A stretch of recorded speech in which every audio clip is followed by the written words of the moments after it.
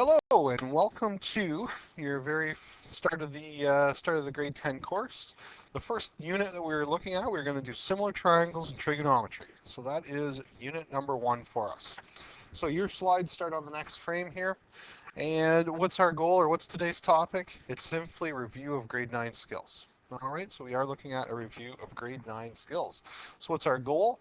Our goal is simply to review geometric topics and how to solve ratios.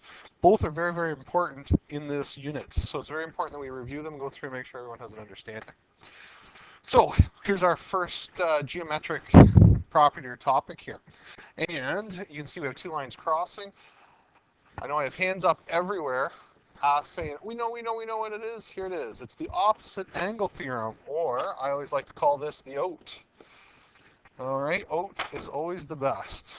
Okay, it's healthy for you, and it's one of the more commonly used geometric properties as you move through similar triangles and trigonometry. So what does the opposite angle theorem tell us? Well, the opposite angle theorem tells us that when two straight lines cross, opposite angles are equal, and you can see that they're already indicated here. So with two straight lines, those two angles will be equal. Those two angles will be equal. And there you go. Absolutely earth-shattering. I know you are at this point in time blown away, completely blown away. But we'll move along here and we'll continue to blow your mind. Now, the next one we're going to look at as you go down your slides, the sum of a triangle theorem. So the angle sum of a triangle theorem. What does it say? Hold on to your socks. It says that the interior angle of any triangle have a sum of 180. I know, it's absolutely mind-boggling, but that is actually true. If we take the three interior angles of a triangle, so x plus y plus z, it always comes out to 180 degrees. Fascinating. And it's so important when we head into the actual trigonometry unit. You won't believe how often that is kind of the key to solving the problem. Finally, we have what we call the exterior angle theorem. And for a lot of people, this is their favorite theorem because you get to eat. Okay, exterior angle theorem, get to eat. So what does the exterior angle theorem tell us? I don't know what that is. So we're going to get rid of that. It repeated itself. So anyway, this is the one I want. Okay. So any exterior angle of a triangle is equal to the sum of the opposite interior angles. Very complicated way of saying, hey, x is equal to y plus z.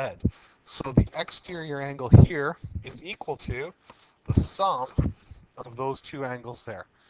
All right? The x is equal to y plus z. Absolutely mind-boggling, I know. And it just gets more and more crazy. All right, spoiler alert there. Moving on to the next slide. We now are moving into parallel lines and how they interact. So we got the parallel lines theorem, PLT. Not very cool because I don't have anything that really goes with PLT. Maybe you cyber texters have PLT as a short form, but not funny for me, I don't know. So whenever a pair of lines is cut by a transversal, and that simply means, hey, a line intersects two parallel lines. Fancy way of saying, hey, there's a transversal. That's mainly just English teachers trying to feel important using big words for us. So anyway, what's it say? We got a couple things going on. We've got corresponding angles are equal, PLTF, and the F stands for the pattern. Okay, I'm a big guy on patterns, so I never expect you to regurgitate opposite angle theorem. I'm quite happy with you saying, hey, there's the X pattern. All right, or those don't really have patterns, so don't worry about those. Moving on to this one though, the F pattern. So here is the back of my F. So this is kind of a lazy F. It looks like this. Oh, lazy F. There we are. And what it's saying is that the corresponding angles are equal, which means that right here, this angle and this angle is equal. Similarly, this angle and this angle are equal. I always call this the smelly armpit theorem too, because the armpits of the F smell the same. armpits of the F smell the same. Very rarely you get one armpit smelling different than the other. So our F pattern, okay, those angles are in fact equal. The second one, alternating angle theorems are equal. So PLTZ, whatever that means. Here we go. So here is our Z pattern. Okay, there's my Z. And you know, I'm not against, I'm pro for all letters, and they all have equally smelly armpits. So the armpits on the Z are also equally smelly. So inside the Z are also smelly. Now keep in mind, and I mean this works for the girls because you're the only ones that actually carry multiple different colored pens. For guys, you're all probably doing this in crayon or whatever you found on the floor to write this note in. The Z pattern can go the other direction as well, so you can write backwards Zs. All right, so could have a Z that looks like that. And for this example, I'll put it in. Okay, so that too is that's a terrible Z. I don't know who drew that one. All right, let's see if I can do a better job. So that's also a Z. Goes back to your kindergarten days. That's how you used to draw your Zs. Don't laugh, it's probably true. Which means that these two angles are also equal. All right, so that would mean these two are equal. Just because it's a poorly drawn Z doesn't mean it doesn't work. And it's the same thing with the F. Remember, F's come in all different shapes and forms. You can have an F like this. You can have an F like this. I mean, they're all F's. And they're all equal. So remember that. We've got to be inclusive when we're talking about our F patterns. And finally, the third one. The interior angles have a sum of 180. So this is the Pac-Man one. Pac-Man. Well, it's poorly drawn Pac-Man, but that's how I would draw Pac-Man. So there's your C pattern. So this is the C pattern. And it says that, hey, if I have angle X, angle Y, X plus Y is always equal to 180 degrees. Pretty freaking cool, right? So there we go. So there are some of the angle theorems that you are going to need as we move through the unit. Solving proportions, similar triangles, and slope and everything else that's coming in this grade 10 course. It's so important that you can solve fractions that look like this. All right, and I'm going to show you 3 different ways to do it. You need to stick with the method that makes the most sense for you. The first one's only really good if the numbers are really nice. Okay, I'm not going to lie to you. If the world worked like this all the way through, it'd be a happy place, but it's not always. So the comparison method is you're just finding how to multiply and get from one to the next. So some people are going to say, hey, look at this. If I go and take the 6 multiplied by 3, I get 18. Woohoo! Which means that if I do the opposite, I do 27, and I go, because my arrow is pointing the opposite way, so arrowheads are very important here because they tell you direction. If I go the opposite way, I have to do the opposite stuff. So that means that 27 divided by 3 is going to be my answer. It'll be my X value, and that calculates to approximately 9. All right, so that's what we call the comparison method. Now, I'll give you a quick pro and con here. Pro, it's very fast. So if you see it, go ahead and do it. Con, terrible for decimals. Terrible for decimals. So that's saying if that multiplication factor was like 3.74, all right, that's not a very pretty number, and we can't do that in our head too quick, or at least not many people can do that quickly in their head. All right, so not my favorite, but it's still a valid one. Isolation, get the variable on top of the ratio, if it isn't already, by flipping, and then we multiply the ratios by the number under the variable. So a lot of talky for a little bit of action here. So let's go through and talk about how does that work. Well, if the variable's on top, you don't have to do this, but because it's not, we flip the fraction. So we end up with x over 6. Whatever you do to one side, you got to do to the other.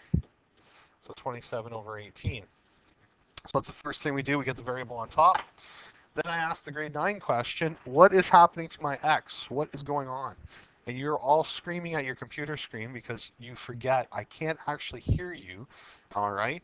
But it's being divided by 6. What is the opposite of dividing by 6?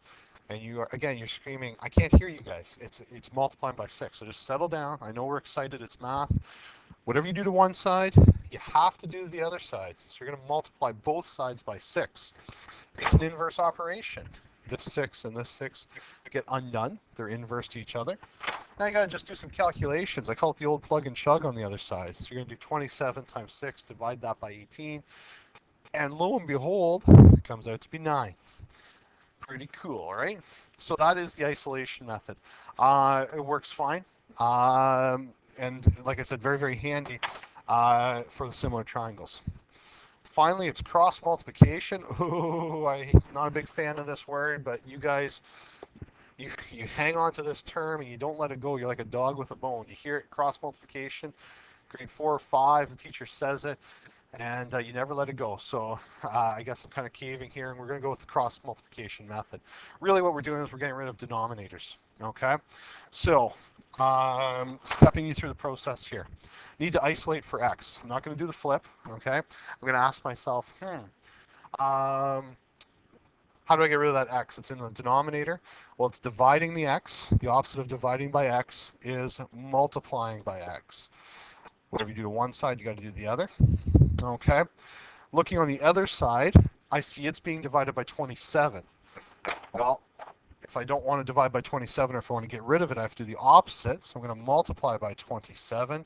Whatever you do to one side, got to do to the other. What that does, it's inverse operations. So the x's would cancel, the 27s would cancel. And what you end up with is 27 times 6 equals 18 times x. And I know everyone's looking saying, oh, that's just crossing it up. Yes, I know. It is where the cross multiplication comes from. But by showing you the steps, I feel like I've justified you using cross multiplication. So basically, at the end of the day, you're going to take the 27, multiply it there, the x, multiply it up there, and there's your shortcut. Okay? Now to get the x by itself, it's being multiplied by 18. The opposite of multiplying by 18 is dividing by 18. Do that to both sides. Inverse operation. See you later. And we end up with 9 equals x. So 3 different ways to do the same question. I'm going to say methods 2 and 3, isolation and cross multiplication, are going to be your more common ones, simply because they're the ones that are more practical. That first one, if you're dealing with no decimals, is a fantastic one, and I encourage you to check for it right away. But as soon as you get into decimals, that's pretty much what it becomes. So anyhow, homework is listed on the handouts, I believe. And if you don't have them already, you can ask in class what the homework is. But if I recall, it's posted on the website where you got the video link, so you write it down from there. Anyhow, there's the first one. Going to do some of the homework. Have any questions, give me a shout in class, and we will clear it all up.